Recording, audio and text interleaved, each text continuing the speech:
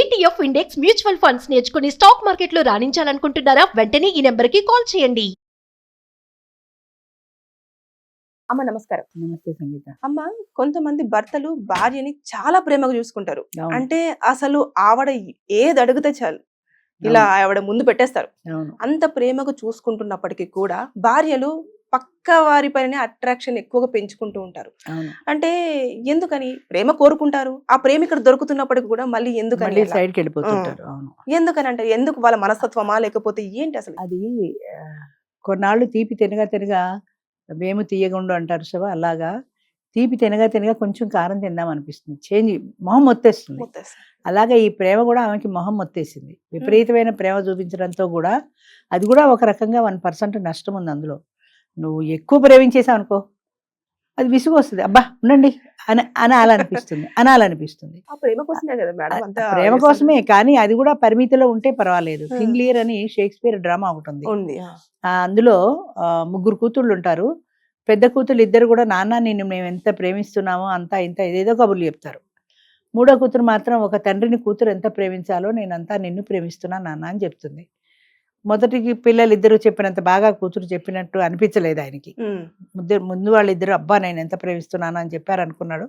కొన్నాళ్ళు పోయిన తర్వాత ఆమె ఆయనకి ఏదో అవసరం పడితే పెద్ద వయసు వస్తేనో ఆ కూతురు ఇద్దరు చూడలా. చివరికి మూడో కూతురే చూస్తుంది, కార్డీలియా ఆమె పేరు. ఆమె చూస్తుంది. ఎందుకని? వాళ్ళు అంతగా చెప్పిన వాళ్ళు ఎందుకు చూడలేదు? తండ్రిగా నేను ఎంత ప్రేమించాలో అంతే ప్రేమిస్తున్నాను అన్న కూతురు ఎందుకు చూసింది? అంటే తండ్రిగా ఆమె బాధ్యత ఆయన్ని చూసుకోవటం కాబట్టి చివరిలో చూసుకుంది. ఇన్ని సుంట కబుర్లు చెప్పిన వాళ్ళు అబ్బో అంతో ఇంతో అని కబుర్లు చెప్పిన వాళ్ళు చివరికి వచ్చేటికి ఆయనకి అవసరానికి ఆదుకోలేదు ఆయన్ని. అంటే కబుర్లకు ఎక్కువ పడిపోతారు. ఆడవాళ్ళలో ఉండే బలహీనత ఏంటంటే కబుర్లకు ఎక్కువ పడిపోతారు. ఈయన ఎంత ప్రేమ చూపించినా బయట థర్డ్ పార్టీ ఎక్స్ప్రెస్ చేసినంతగా ఈయన ప్రేమను ఎక్స్ప్రెస్ చేయలేడు. ఆమె కోరినవన్నీ తెస్తాడు, కానీ మాటల్లో అది ఎక్స్ప్రెస్ చేయలేకపోవచ్చు. చాలా మంది మాటల్లో ఎక్స్ప్రెస్ చేయలేరు కూడా. అది క్రియల్లో చూపిస్తారు కానీ మాటల్లో ఎక్స్ప్రెస్ చేయరు. ఆ పక్కింటి వాడు మాటల్లో ఎక్కువ ఎక్స్ప్రెస్ చేస్తాడు, క్రియల్లో చేసినా చేయకపోయినా. అది బాగుంటుంది దీనికంటే. వాడు నాకు చేశాడు కదా, చెప్పకపోతే నాకు చూస్తున్నాడు కదా, నాకు ఏది కోరితే అది ఇస్తున్నాడు కదా అనిపించదు. అది పర్మనెంట్ కాదు కదమ్మా. ఆ బంధం అది పర్మనెంట్, టెంపరీ, ఇదేం అక్కల. ఇవాళ నాకు ఆనందంగా ఉంది, దానివల్ల నాకు సంతోషం దొరికింది, అదొకటే. అది నాకు శాశ్వత బంధంగా. అసలు శాశ్వతత్వానికి ఎవరు చూస్తున్నారండి? ఎవరు చేయట్లా. ఉద్యోగంలోనే శాశ్వతం లేదు. ఈ ప్యాకేజీ కంటే ఆ ప్యాకేజ్ ఎక్కువ అంటే జంప్ అయి వెళ్ళిపోతున్నారు. అంతే, జీతం ఇక్కడ కంటే అక్కడ ఎక్కువ అంటే జంప్ అయి వెళ్ళిపోతున్నారు. అంచేత పర్మనెంట్ అనే దానికి అసలు మీనింగే మారిపోయింది. ఇవాళ బాగున్నదా లేదా అంతే. అంచేత ఫ్యూచర్ లో శాశ్వతమైన బంధం కావాలనేది పోయింది. అది ఎప్పుడైతే మీకు ముఖ్యంగా విడాకులు, సెకండ్ మ్యారేజ్లు, లివ్ ఇన్ రిలేషన్లు ఇవన్నీ వచ్చేసాయో అప్పుడే పర్మనెంట్ ఏదైనా దానికి పోయింది. కుదరపోతే పెళ్లి మానేస్తాం, విడాకులు ఇచ్చేస్తాం, ఇంకో పెళ్లి చేసుకుంటాం, ఏంటి పెద్ద అన్న ఫీలింగ్ వచ్చేసింది మనుషుల్లో. అలాగే ఈయన ఎంత ప్రేమ చూపించినా ఈయన మాటల్లో ఎక్స్ప్రెస్ చెయ్యడు కాబట్టి, ఆ పక్కింటి ఆయన, ఎదురింటి ఆయన, ఆఫీస్ ఆయన మాటల్లో ఎక్కువ ఎక్స్ప్రెస్ చేస్తారు కాబట్టి ఆ మాటలకి పడిపోతారు. అంటే భార్య కోరుకునే అంతే కదమ్మా. అంటే బేసిక్ గా పెళ్లి అయిపోయిన తర్వాత నా భర్త నన్ను బాగా చూసుకోవాలి, నాకు లోటు లేకుండా చూసుకోవాలి, ఏది అడిగినా సరే నాకు ఇచ్చేలాగా ఉండాలి, తండ్రి తర్వాత తండ్రి స్థానంలో ఉండి చూసుకోవాలి అంటున్నాడు. కానీ ఎక్కువ కబుర్లు చెప్పట్లేదు కదా. కబుర్లే అంతేనా? అంతే, కబుర్లతో ఎక్కువ. ఆడవాళ్ళు అసలు పడిపోయేదే కబుర్లకమ్మా. ఇప్పుడు ఇల్లీగల్ రిలేషన్స్ అన్ని ఎలా వచ్చాయి? ఫేస్బుక్ లో గానీ, ట్విట్టర్లలో గానీ, ఇవన్నీ ఎక్కడి నుంచి వస్తున్నాయి? ఫేస్బుక్ లో చాటింగ్, తర్వాత పర్సనల్ నెంబర్ తీసుకోవటం, ఫోన్లలో చాటింగ్. ఆ చాటింగ్ లో ఏం మాట్లాడుకుంటారు? వాళ్ళు ఏం మాట్లాడుకుంటారో మనకు తెలియదు, కానీ మనం ఊహించవచ్చు. నేను నిన్ను ఎంత గాఢంగా ప్రేమిస్తున్నానో, నేను అలాగా నీకు చుక్కల్లో నక్షత్రాన్ని కోసి తేనా అంటే ఇదంతా అబద్ధం కదా అని అనుకోదు. కోసి తెచ్చేటంత ప్రేమ ఉందని అనుకుంటుంది. ఈ ఆడవాళ్ళ 60 ఏళ్ళ ఆడవాళ్ళలో కూడా అదే మాయకత్వం ఉంది. నేను చూస్తున్నాను కాబట్టి చెప్తున్నాను. 25 ఏళ్ళ అమ్మాయి ఎలా ఉంటుందో, కబుర్లకు ఎలా పడిపోతుందో, 60 ఏళ్ళ ఆడవాళ్ళు కూడా అలాగే పడిపోతారు. అంచేత ఎంతసేపు ఈ కబుర్లకు ఇచ్చిన ప్రాధాన్యం నీకు నిజంగా చూసుకునే వాడికి అనిపించదు. నువ్వు ఎంత బంగారం తెచ్చిపెట్టు, ఎన్ని కొను, వాడు ఏం కొనకపోయినా కబుర్లు ఉన్నప్పుడు ఎక్కువ దాని మీద నమ్మకం పెట్టుకుంటారు. అంత కబుర్లు వీడు చెప్పడు కాబట్టి అట్రాక్షన్ అటు వెళ్ళిపోతుంది. అందుకని భర్త ఎంత ప్రేమగా చూసుకొని, ఎంత కొండ మీద కోతుని తెచ్చిపెట్టని, ఎంత ఆమె అవసరాలన్నీ అనేది చూసుకున్నా సరే వాళ్ళ మైండ్ అటు డైవర్ట్ అవుతుంటుంది అప్పుడప్పుడు. ఇక్కడ ఈ ప్రేమ బోరు కొట్టేసింది అని చెప్పి దే నీడ్ సమ్ చేంజ్. ఇంటి పోయినా చాలా బాగుంటుంది, వాళ్ళ ఆవిడ చాలా బాగా వంట చేస్తుంది, ఎంత వంట అయినా చేయని ఓసారి హోటల్లో వెళ్ళి తినొద్దాం అనిపిస్తుంది, ఎందుకంటే చేంజ్ అది. చేంజ్.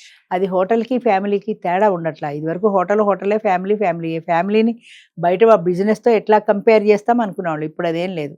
ఈ తర్వాత హోటల్లో మొదలెట్టిన తర్వాత ఈ హోటల్లో బాగుంది అని ఇవాళ చట్నీస్కి వెళ్తే రేపు చట్నీస్ బాగాలేదు, జూబ్లీ క్లబ్లో బాగుంది, అక్కడికి వెళ్దాం. ఒకసారి గడప దాటారంటే ఇంకా మారిపోయినట్టే. ఇవాళ చట్నీస్, రేపు జూబ్లీ క్లబ్, రేపు ఇంకోటి మనం హోటల్లో, అలా రకరకాల చేంజ్లు వచ్చేస్తాయి అంతే. ఈ ప్రేమ చూపించేవాడు ఇలాగే ఉంటాడు. అంటే ఈ రోజుల్లో బంధాల కంటే కూడా మాటలకే ఎక్కువగా పడిపోయి ఎక్కువ మాటలకి ఎక్కువ పడిపోతారు. పడిపోయి బంధాలంతా పాడు చేసేసుకుంటున్నారు. అంటే ఈ లెక్క చూసేస్తే అదే చెప్తున్నా. ఇప్పుడు ఈ మొన్న మనం ఇందాక మాట్లాడుకున్న పెళ్లి దగ్గర చూసుకుంటే 10-11 రోజుల్లో ఆయన ప్రేమ ఏం తక్కువైందని ఆవిడ చంపడానికి వెళ్ళింది, లేదంటే ఆవిడ ఏనాటి నుంచో ఉంది మైండ్ లో ఉన్నది కాబట్టి అవకాశాన్ని ఉపయోగించుకుంది. చక్కగా హనీమూన్ ప్లాన్ చేసుకున్నారు, హనీమూన్కి వెళ్ళారు. హనీమూన్ లో కూడా మర్డర్ చేసే పరిస్థితి వచ్చింది అంటే వాడిని విరగడ చేసుకుందాం అనుకుంది అంతే. కొత్తల్లో కూడా భర్త కూడా బాగానే చూస్తాడు కదా, హనీమూన్ కూడా టికెట్లు పెట్టి తీసుకెళ్లాడంటే మరి బాగానే ఉంటున్నట్టే లెక్క కదా. అయినా సరే ఏదో కావాలనుకుంది ఆవిడ, ఆ ఏదో కావాలనుకున్నది అవతల దొరికింది. ఇక్కడ కంటే అక్కడ బాగుంది అంతే, వెళ్ళిపోయింది అంతే. అంటే అమ్మ ఇప్పుడు మాంగళ్య ధారణ అయిన తర్వాత ఫిజికల్ రిలేషన్షిప్ అంటే ఫస్ట్ నైట్ అరేంజ్ చేసిన తర్వాత ఆటోమేటిక్ గా కొన్ని మార్పులు వచ్చేస్తాయి. అంటే మనసు మారిపోతుంది. చాలా మందికి ఎందుకు వచ్చింది, ఈయన బాగానే ఉన్నాడు కదా, ఇంట్లో బాగానే ఉంది కదా, చాలా మందికి అడ్జస్ట్ అయ్యే వాళ్ళం. కానీ ఆ అడ్జస్ట్మెంట్ ఇక్కడ ఎంజాయ్ చేస్తున్నారు, మళ్ళీ తర్వాత అక్కడ కోరుకుంటున్నారు. అక్కడ వాడేదో చెప్తే ఇక్కడ చంపేయడాలు, ఇక్కడ వీడేదో చెప్తే అక్కడ చంపేయడాలు, ఇలాంటివన్నీ జరుగుతున్నాయి. ఈ ధోరణి అంతా కూడా మనం ఈ సొసైటీ వల్ల, సొసైటీ ప్రభావమే అంటారా? ఒక సినిమా ఉంది చాలా పాతది, అది పేరు గుర్తులేదు నాకు, రేఖాను ఎవరో గుర్తులేదు. ఆమె భర్త ఒక కాలేజీలో ప్రొఫెసర్, ఆమె హౌస్ వైఫ్, చాలా మంచిగా ఉండే సంసారం. అలాంటిది ఆమె పిల్లకి ఏదో జోళ్ళు కొనడానికి బయటకు వెళ్ళినప్పుడు అక్కడ ఎవరో ఒక లేడీ పరిచయం అయింది. ఈమెకి డబ్బులు తక్కువైతే ఆ పై డబ్బులు ఆమె ఇచ్చింది, వాళ్ళ ఇంటికి ఈమెను తీసుకెళ్ళింది. సరే ఇద్దరు మాట్లాడుకుంటుండగా ఒక మగవాడు వచ్చాడు ఆమె ఇంటికి, అంటే ఆ ఫ్రెండ్ ఇంటికి మగవాడు వచ్చాడు. సరే ఆయన కూర్చుని ఏదో ఆస్ట్రాలజీ ఏదో చెప్తారు, నాకు జాతకాలు వచ్చి నేను చెయ్యి తీసుకున్నాడు నెమ్మదిగా, ఈ చేతిలో చెయ్యేసి ఇలా చూడడం మొదలెట్టాడు. ఇలా మాట్లాడుతూనే నెమ్మదిగా ఆమె పక్క సీట్లోకి వచ్చాడు. ఎదురుగుండా కూర్చొని మాట్లాడుతున్నాడు, ఆమె పక్క సీట్లోకి వచ్చాడు. అలా ఆమెను ట్రాప్ లో పడేశాడు. ఈమె హౌస్ వైఫ్, పక్కాగా భర్తని ప్రేమించే వ్యక్తి, కానీ వాడి కొత్త అంటే పరపురుషుడి స్పర్శ, వాడు చూపించే ఆత్మీయత ట్రాప్ లో పడిపోయింది, ఇల్లీగల్ రిలేషన్ లోకి వెళ్ళిపోయింది. ఫస్ట్ ఇంటికి వచ్చాక చాలా బాధపడింది, తప్పు చేశాను అన్నట్టు. ఈ తీసుకెళ్లిన ఈ మధ్యవర్తి ఉంది కదా లేడీ, ఆమె వదిలిపెట్టలా ఈవిడ్ని. పదే ఆవిడ ఇంటికి వచ్చి నిన్ను రమ్మంటున్నాడు, వాడు నువ్వే కావాలంటున్నాడు అని తీసుకెళ్ళడం మొదలుపెట్టింది. ఈమెకి తెలియకుండా సెక్స్ లో కూడా భర్త కంటే వాడు చూపించే సెక్స్ లో ఒక కొత్తదనం కనిపించింది ఆవిడకి. కొత్తదనం కనిపించింది, అక్కడ ఎంజాయ్ చేస్తోంది, ఇక్కడ ఎంజాయ్ చేస్తోంది. అన్నింటికంటే ఆశ్చర్యం ఏంటంటే అక్కడ ఎంజాయ్ చేయడమే కాకుండా వాడు ఏ ట్రిక్స్ అయితే ప్లే చేస్తున్నాడో ఆ వచ్చి మొగుడు దగ్గర చూపిస్తోంది.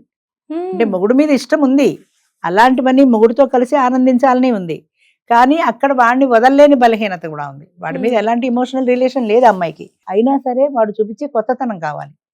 ఆ కొత్తతనాన్ని తీసుకొచ్చి భర్త దగ్గర చూపించి భర్త దగ్గర కూడా ట్రై చేస్తూ ఉంటుంది. భర్త అడుగుతాడు, ఏంటి నువ్వు కొత్తగా కనబడుతున్నావు నాకు అని. అబ్బే అదేం లేదు అంటుంది. అంటే కొత్తల్లో ప్రాయశ్చిత్తము, తప్పు చేశానన్న ఫీలింగ్ క్రమేపీ ఒకసారి ఉంటుంది, 2 సార్లు ఉంటుంది, 4-5 సార్ల తర్వాత అలవాటు అయిపోయింది కదా. ఇంకా అది ఆ పాపం అన్న భీతి పోయింది. అంచేత అక్కడ ఎంజాయ్ చేస్తుంది, ఆ ట్రిక్స్ అన్ని తీసుకొచ్చి భర్తకి ఇస్తుంది, ఇక్కడ ఎంజాయ్ చేస్తుంది. అలాగా ఏదో సినిమా కాబట్టి చివరిలో చెప్పడాలు క్షమించడాలు ఉంటాయనుకో. అంచేత కొత్తతనానికి ఎక్కువ ప్రాధాన్యత ఇస్తున్నారు ప్రస్తుతం ప్రజెంట్ లేడీస్ కానీ జెంట్స్ కానీ. ఒకప్పుడు జెంట్స్ ఇచ్చేవాళ్ళు, ఇప్పుడు లేడీస్ కూడా వాళ్ళతో సమానం అయిపోయారు కాబట్టి లేడీస్ కూడా ఇస్తున్నారు. అంచేత అక్కడ బాగుందా ఇక్కడ బాగుందా కంపారిజన్, అక్కడ బాగుంటే అటే వెళ్తారు, ఇక్కడ బాగుంటే వాడిని వదిలేయరు, ఇక్కడ బాగుంటే వాడిని వదిలేయాలి కదా, దానికంటే ఇక్కడే బాగుందని.